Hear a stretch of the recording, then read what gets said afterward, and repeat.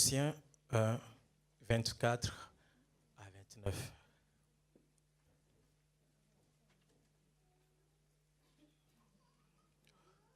Je lis. Je me réjouis maintenant dans mes souffrances pour vous. Et ce qui manque aux souffrances de Christ, je l'achève en ma chair pour son corps qui est l'Église. C'est d'elle que j'ai été fait ministre selon la charge que Dieu m'a donnée auprès de vous, afin que j'annonçasse pleinement la parole de Dieu.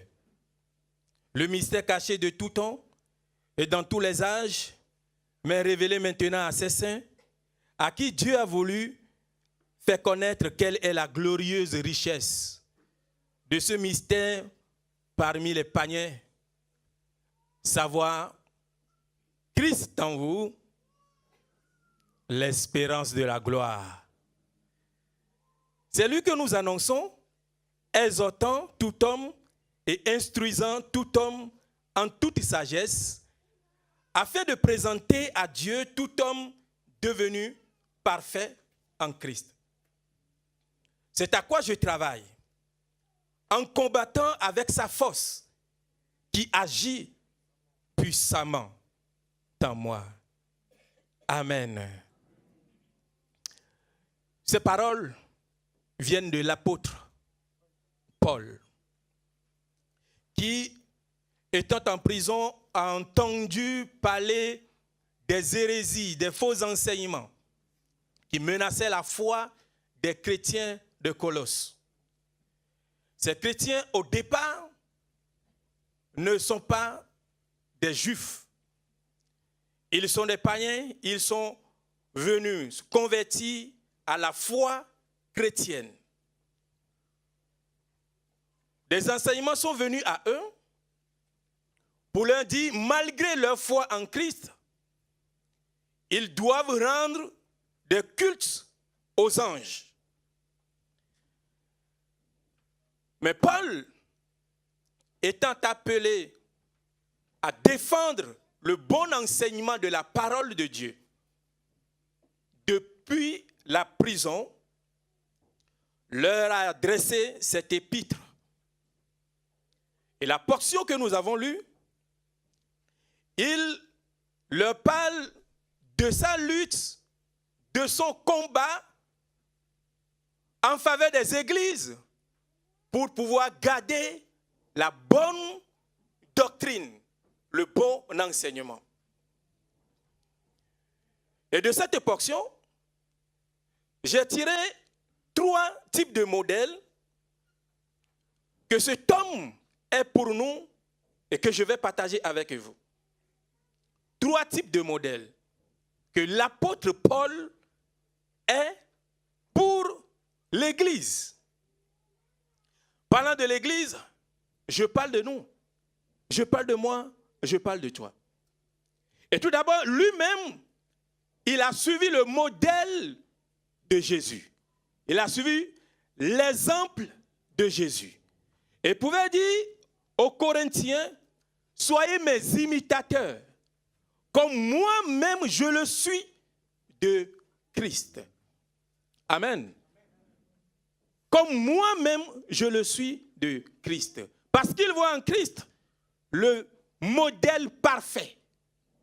Et c'est vrai. Christ est le modèle parfait.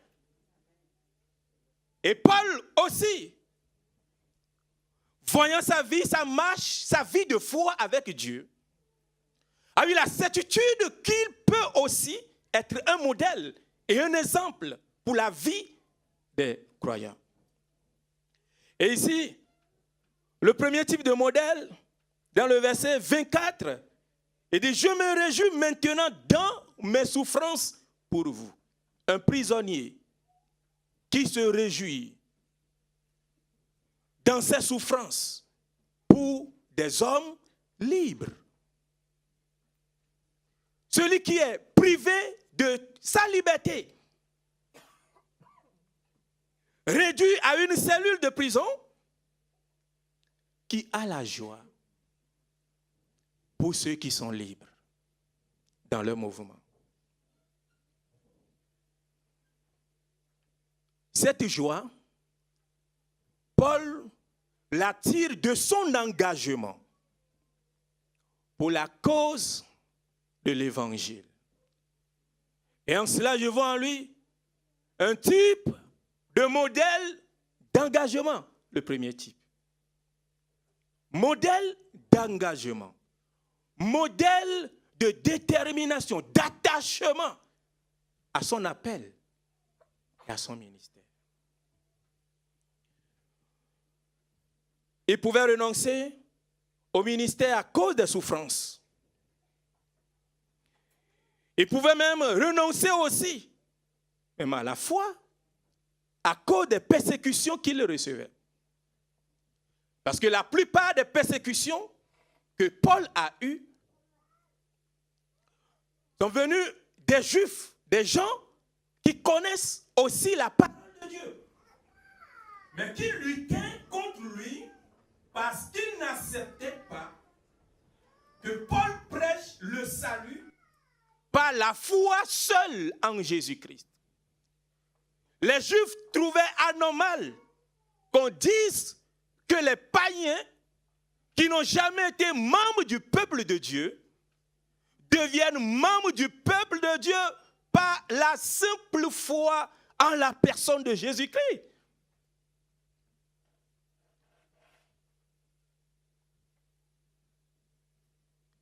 Dans 1 Corinthiens, ou bien 2 Corinthiens, Paul va faire une petite liste de ses souffrances.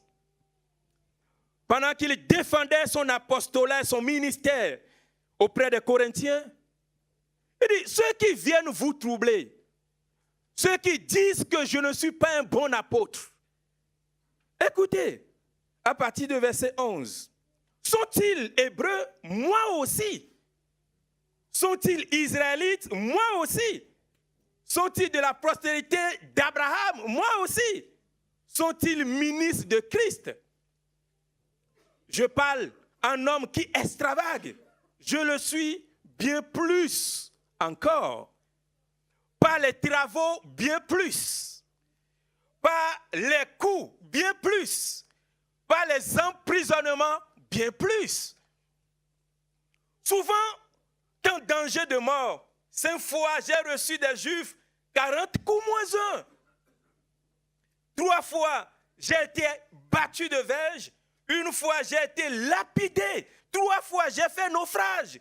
J'ai passé 1 jour et 1 nuit dans l'abîme. Fréquemment en voyage, j'ai été en péril sur les fleuves. En péril de la part des brigands, en péril de la part de ceux de ma nation, en péril de la part des païens, en péril de la part des brigands, en péril de la part de ceux de ma nation, en péril de la part des païens, en péril dans les villes, en péril dans les déserts, en péril sur la mer, en péril parmi les faux frères. Tout cela à cause de la parole de Dieu. Et dans Actes chapitre 14, il a prié pour un paralytique qui s'est levé.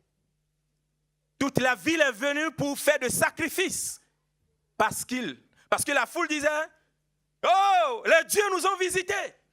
Paul dit, écoutez, ne faites pas ça. Nous ne sommes pas des dieux, mais nous sommes des hommes comme vous. Nous parlons du Dieu vivant en qui vous devez croire. La foule n'a pas accepté son message. Paul a été lapidé à mort. Croyant qu'il est mort, ils l'ont traîné hors de la ville. Mais quelque temps après, il s'est relevé. Et où il est parti? Il est encore entré dans la ville. En temps normal, il devait continuer son chemin. Bien qu'il soit menacé dans la ville, il est reparti encore dans cette ville. Après, il dira aux Romains, qui nous séparera de l'amour de Dieu? Qui? Rien. Paul dit rien ne peut nous séparer de l'amour de Dieu. Tribulation, nudité, faim, maladie, mort, rien ne peut nous séparer. Lui, premièrement, il pourrait dire rien ne peut me séparer. Son engagement, il était déterminé. Amen. Pour dire rien ne va m'amener à laisser le ministère, rien ne va m'amener à renoncer le nom de Jésus. Mais il y avait deux choses qui soutenaient l'engagement de l'apôtre Paul. Dans le verset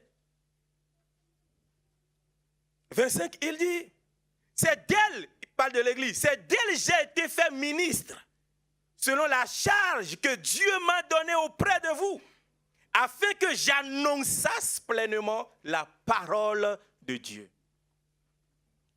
Aux Éphésiens, il va expliquer. Éphésiens 3, à partir du verset 4. En les lisant, vous pouvez représenter l'intelligence que j'ai du mystère de Christ. Il n'a pas été manifesté aux fils des hommes dans les autres générations, comme il a été révélé maintenant par l'Esprit aux saints apôtres et prophètes de Christ.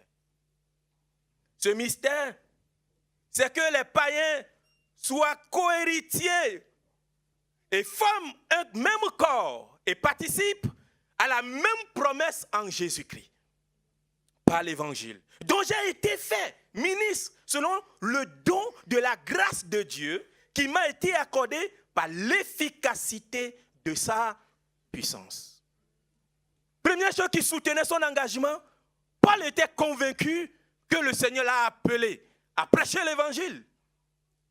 Et avant l'appel au ministère, il est convaincu qu'il a rencontré Jésus et que Jésus l'a sauvé. Ce jour où il devait aller tuer, d'abord mettre la main sur les chrétiens de Damas et enfin les persécuter, Jésus l'a rencontré et lui a dit, Paul, Saul, pourquoi me persécutes-tu? Il dit, qui es-tu? Jésus répond, c'est moi, Jésus, que tu persécutes. Et Jésus lui a dit, dès à présent, il va devenir son serviteur. Son cœur de persécuteur fut changé. Et sa vie a connu de changements, de transformation. Paul a la conviction qu'il a rencontré Jésus. Il a connu Jésus-Christ. Il a entendu sa voix. Il a connu sa puissance qui l'a terrassé. Et après, convaincu que Dieu l'a appelé à annoncer la parole. Ces deux appels ont soutenu son engagement. Et parfois, quand nous nous mettons à douter de notre salut, de notre foi en Christ, notre engagement avec Dieu, notre foi, notre attachement à Dieu commence par basculer. Mes frères, si nous voulons rester engagés, attachés au Seigneur, la première chose que nous devons solidement garder, c'est de savoir que Jésus, je l'ai réellement rencontré. Il est réellement mon sauveur. Et si vous avez un appel, une œuvre que vous accomplissez dans la maison du Seigneur, êtes convaincu aussi que Dieu vous a appelé à ce que vous faites. Et le faire, quels que soient les problèmes et les difficultés. Parfois, on rencontre des gens dans les églises, ils disent, je ne fais plus, j'arrête ce que je fais dans l'église. Je renonce. Je les laisse faire. Parce qu'à un moment donné, ils n'ont pas pu s'entendre avec ceux avec qui ils travaillent. Si quelqu'un est convaincu que Dieu l'a appelé à travailler pour lui dans l'église, il ne peut pas renoncer ainsi. Parce que nous ne travaillons pas pour les hommes. Deuxième chose qui a soutenu l'engagement de l'apôtre Paul, c'est qu'il connaît la nature de l'église. Il dit, c'est le mystère de Christ. Mystère, ce que Dieu seul maîtrise. ce que Dieu seul comprend. Et Dieu l'a gardé caché pendant des siècles. Et Dieu ne l'avait pas révélé dans le passé. C'est arrivé à un moment donné, Dieu l'a révélé quand le temps fut accompli par l'arrivée de Jésus-Christ. Pierre, dans son épître, va dire, même les prophètes de l'Ancien Testament ont cherché à comprendre ce temps de grâce qu'ils annonçaient. Ils veulent savoir ce que Dieu met dans le temps de la grâce. 1 Pierre 1 et le verset 12 va dire que même les anges ont voulu comprendre ce que Dieu met dans le temps de la grâce. Paul révèle ce mystère pour dire le mystère de l'Église. La foi en Jésus fait de nous membres du peuple de Dieu. Amen. La foi en Jésus qui unit juifs et païens dans un seul corps. J'ai dit au début, les juifs n'ont pas accepté ce message parce qu'ils trouvaient que c'est trop facile. Mais Paul, ayant la conviction de cette connaissance qu'il a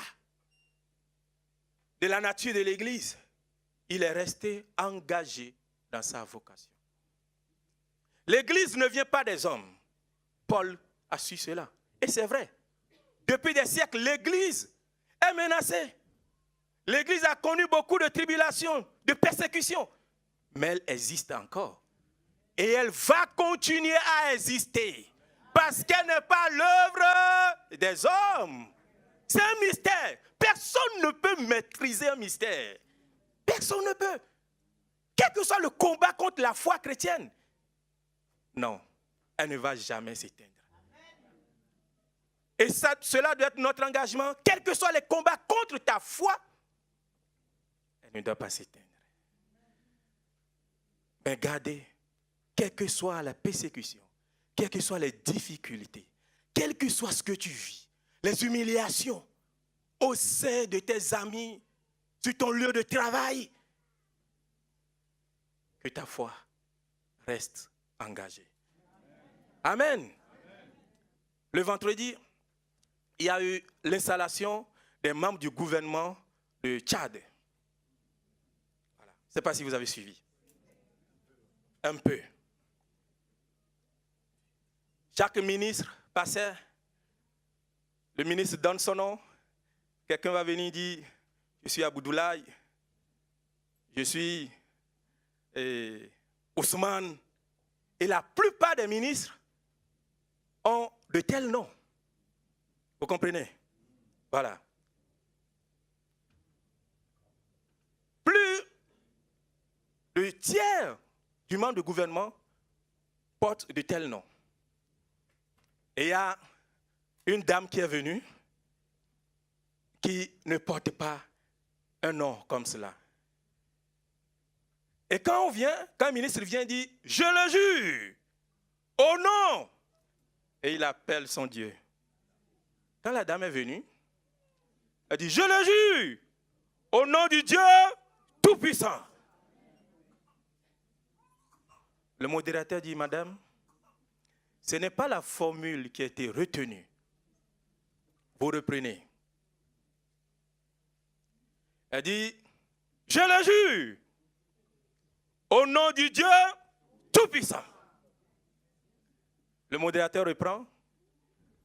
Madame, soit vous prêtez serment selon la formule votée, retenue, ou soit vous disposez. Et calmement, elle a dit, merci. Elle est allée s'asseoir. Oui. Parce qu'elle sait en qui elle a. Ce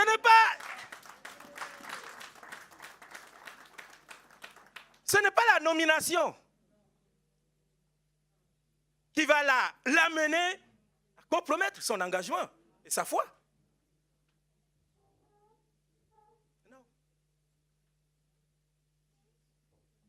C'est ce que nous devons manifester. Pendant ce temps où la foi chrétienne est menacée subtilement dans tous les systèmes, ouais. Que Dieu nous garde pour cela. Amen. L'Église ou la foi chrétienne, elle ira jusqu'à la fin car elle a été mise en place par le Seigneur Jésus. Deuxième type de modèle que je vois ici dans la vie de l'apôtre Paul, au verset 28, il dit: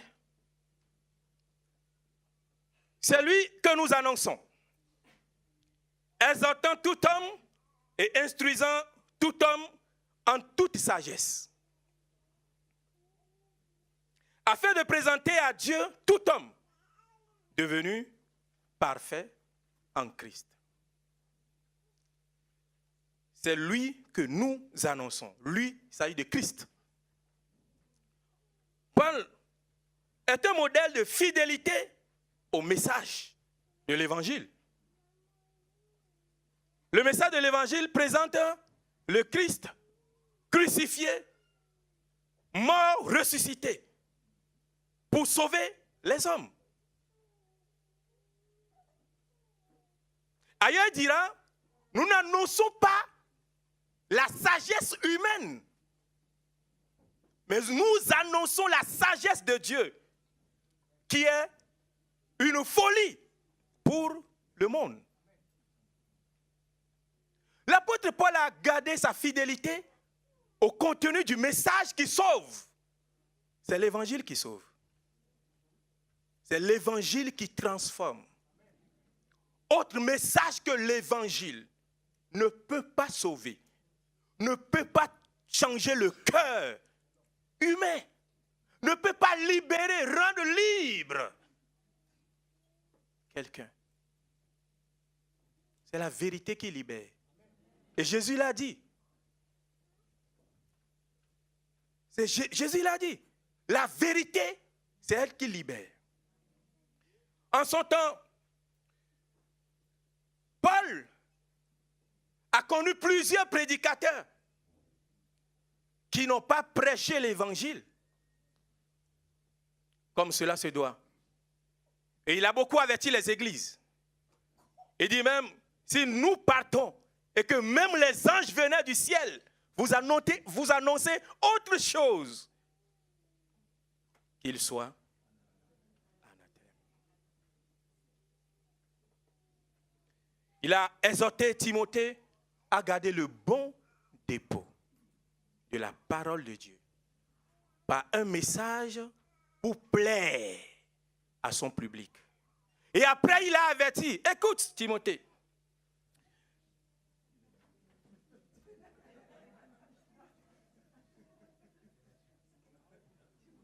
il y a un Timothée. Ok. Donc, écoute Timothée. Le temps arrivera où les hommes chercheront à écouter ce qu'ils veulent écouter. Et pour cela, ils vont se donner une foule de docteurs, de prédicateurs, de prophètes. Paul n'a pas ajouté prophète. Parce que certainement en son temps, il n'y avait pas de prophètes comme aujourd'hui. Donc j'ajoute prophètes aussi.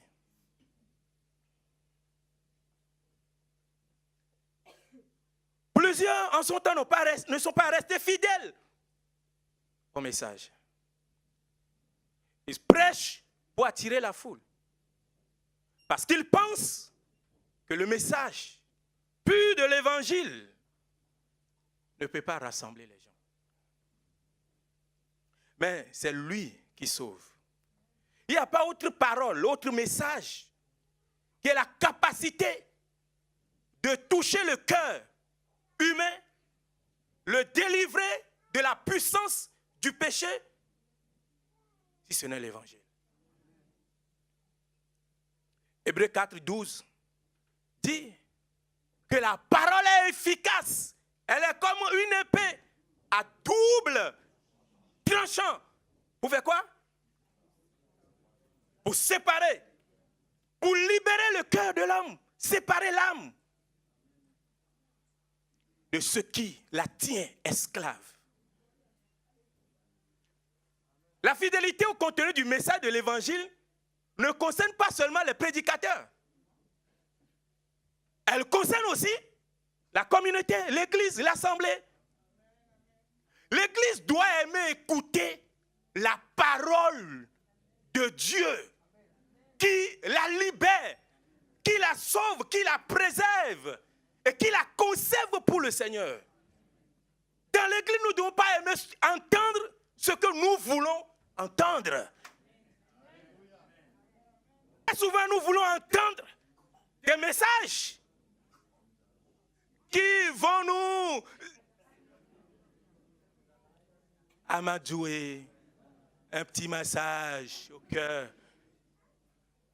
Oui, la parole de Dieu, la pure parole de Dieu fait cela aussi. Quand tu es en difficulté, quand tu as des soucis, la parole vient pour dire, oh, sois consolé, sois fortifié. Espère encore en Dieu, parce que Dieu ne t'a pas oublié, et que Dieu est avec toi, et que Dieu va toujours te soutenir. Ça, c'est un aspect. Nous n'allons pas rester attachés seulement à cet aspect de la parole de Dieu. Il faut accepter aussi l'autre aspect. Où elle vient, et elle dit, écoute, dans ton cœur,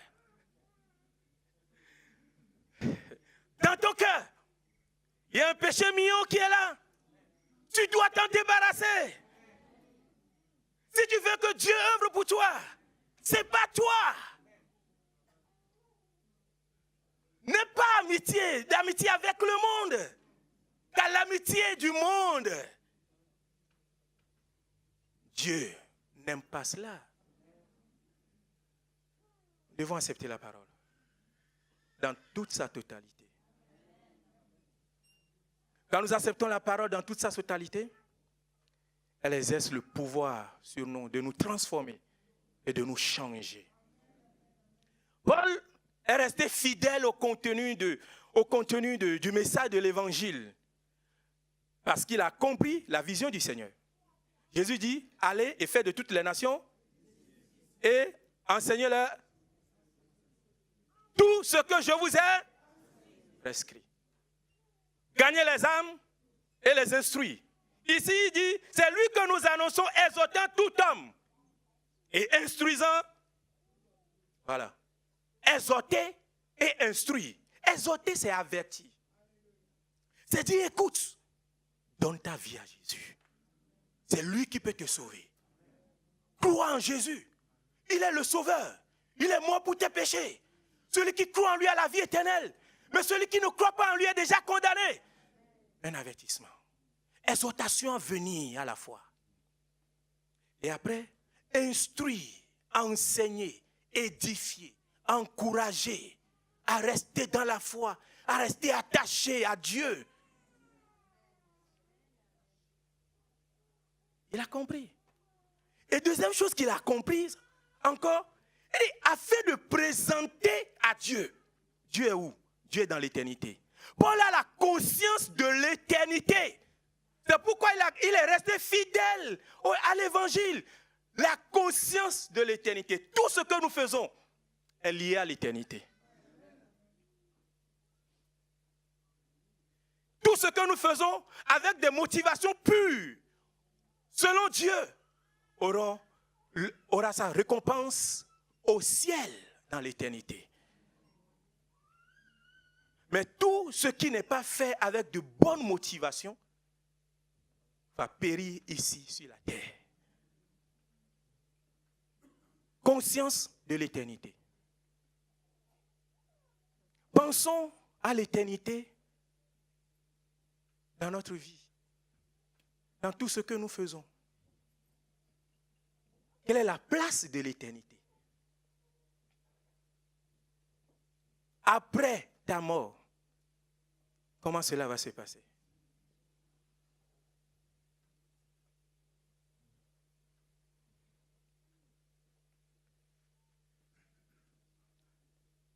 Cet homme qui a tiré toutes ses motivations de Christ, qui est le modèle parfait, il dit à la fin du verset 28, afin de présenter à Dieu tout homme devenu parfait en Christ.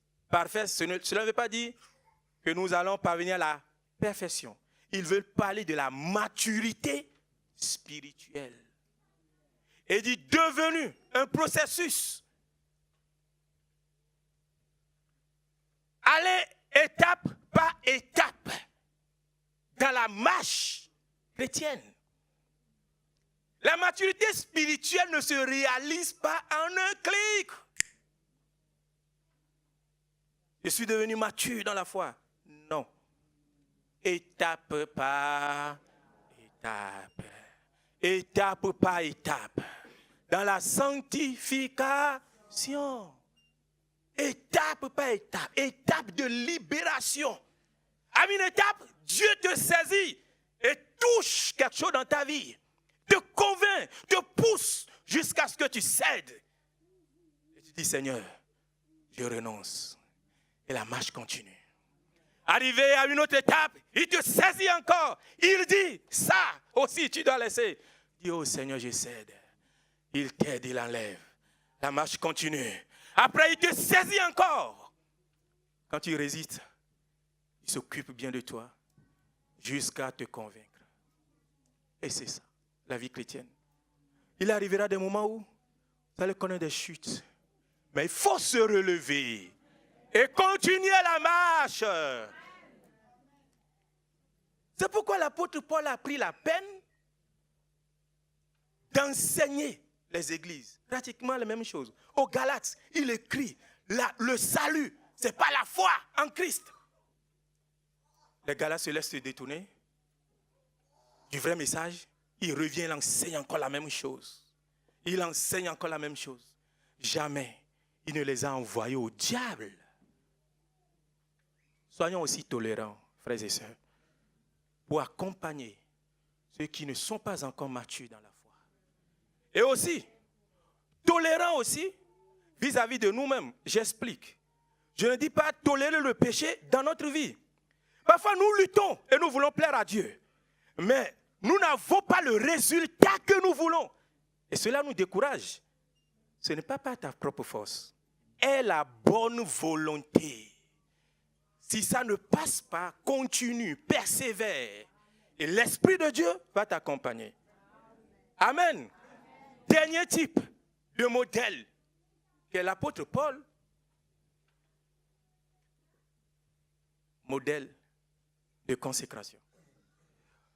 Verset 29, il dit, c'est à quoi je travaille, en combattant avec sa force qui agit puissamment dans moi. Il travaille à quoi? Il travaille à annoncer le Christ. Et le Christ est seul.